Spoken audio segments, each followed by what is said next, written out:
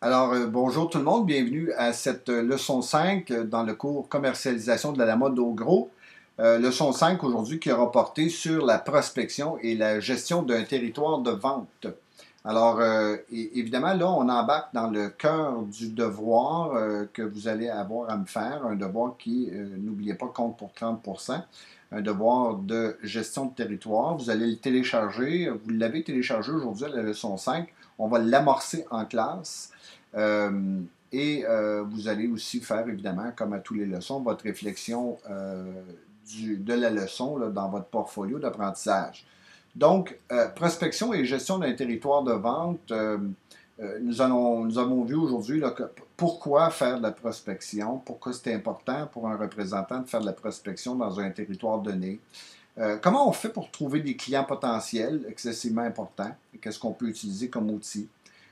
Comment valider qu'un client est vraiment un client potentiel lorsqu'on trouve un client? Quelles sont les conditions à remplir pour qu'un client soit euh, apte à devenir un de nos clients?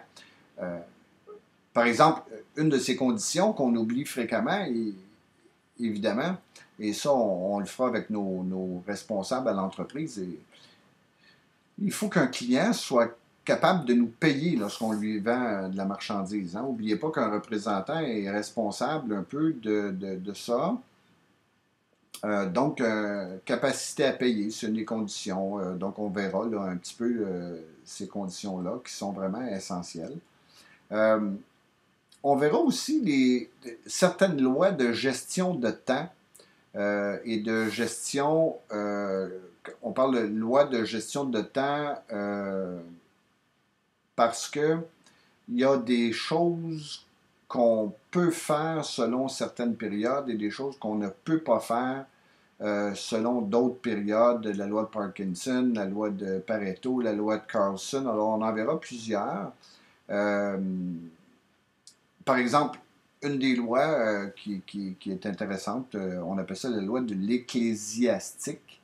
Euh, et puis, je remarque ça souvent dans les représentants. La loi de l'ecclésiastique dit ceci: il y a un moment pour tout et un temps pour chaque chose. Moi, combien de fois j'ai vu des représentants travailler sur des choses alors que c'était pas le temps de le faire parce que c'était intéressant.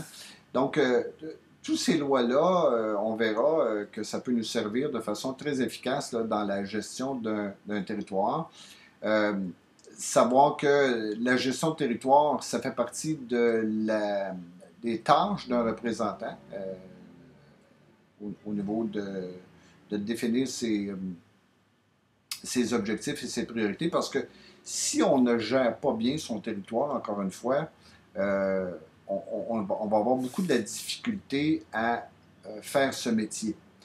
Donc, c'est vraiment un travail de planification et d'organisation, un travail de planification et d'organisation à chaque jour, chaque semaine, chaque mois. C'est à recommencer. Hein? Tous les lundis matins, moi, par exemple, lorsque j'étais représentant ou lorsque même j'étais directeur des ventes, j'invitais mes représentants à venir au bureau le lundi matin pour planifier leur semaine, prendre des rendez-vous téléphoniques, etc. Puis ensuite partir sur la route. Donc, ce travail de gestion de territoire-là, il est à faire à chaque semaine, vraiment. Et c'est important de bien comprendre cet aspect.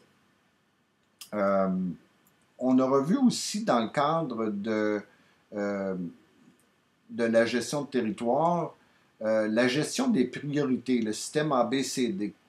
Ça va être en lien avec le type de client qu'on a, les clients ABC.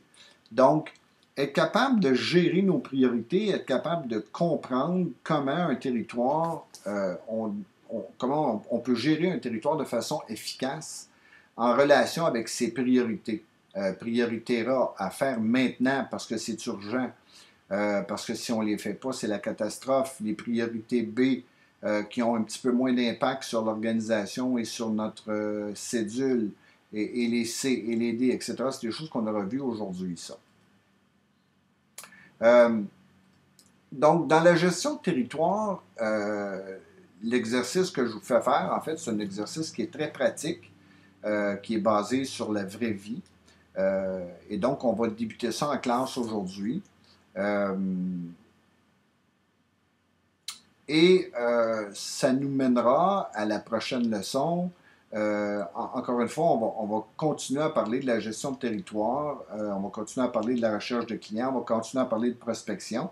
On n'aura pas on n'aura pas eu le temps de tout faire ça aujourd'hui, là. Mais leçons 5 et 6, là, vraiment, ça va être l'emphase sur cela. Vous permettre de travailler sur le devoir de gestion de territoire. Euh, que vous allez me remettre là, dans le cadre de la leçon de mise à jour qu'on fera après la leçon 6. Alors, ben, c'est ça l'essentiel aujourd'hui. Je vous souhaite une bonne journée.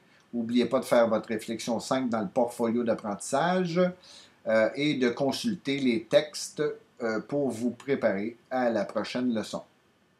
Bonne journée et bon travail aussi.